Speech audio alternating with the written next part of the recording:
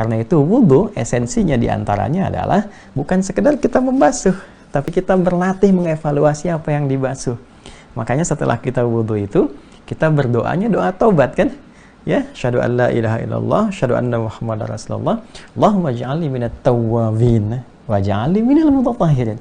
Allahumma ja'alni minat tawwabin, ya Allah, mohon jadikan aku termasuk orang-orang yang taubat. Ya, kita baru wudhu, tapi doanya doa taubat. Ya, itu memberikan kesan kepada kita bahwa berwudhu itu bukan perbuatan biasa, ada esensinya. Makanya di hadis Muslim itu disebutkan kalau wudhu itu benar dilakukan, bersamaan dengan jatuhnya air wudhu itu, jatuh dosa-dosa kita. Ya, itu bukan dalam pengertian fisikal ya.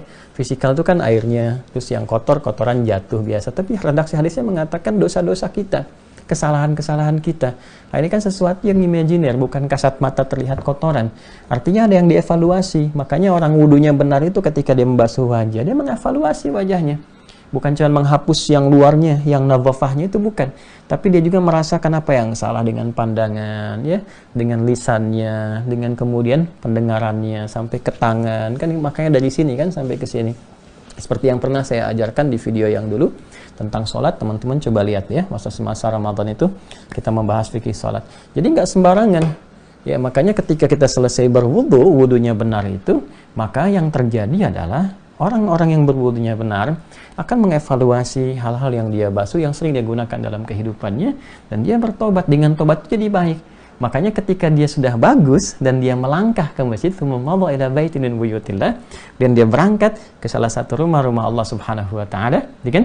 Nah, maka apa yang terjadi? Maka langkah pertamanya mengangkat derajat si Allah Subhanahu wa taala, langkah selanjutnya menggugurkan dosa-dosanya. Jadi ini hadis yang pertama. Hadis yang pertama ini mensyaratkan dia berwudu dahulu. Sehingga ada nanti sebagian ulama yang mensyaratkan bahwa mengangkat derajat, menghapus dosa saat berangkat ke masjid atau ke tempat sholat itu terikat dengan keadaan kita berwudu sebelum berangkat. Ya, tapi juga ada yang memahami di sini bahwa ini kebiasaan kita memperbaiki wudu. Perbaiki wudu. Jadi kalau kita mengambil hadis yang pertama, penafsiran pertama, berwudu dulu, baru kemudian berangkat. Perkara batal di tengah jalan bisa wudu lagi di masjid misalnya. Makanya ada orang-orang yang kalau mau berangkat saking ingin jaga wudunya, kalaupun nggak menemukan air, dia tayamum dulu dia berangkat, kan?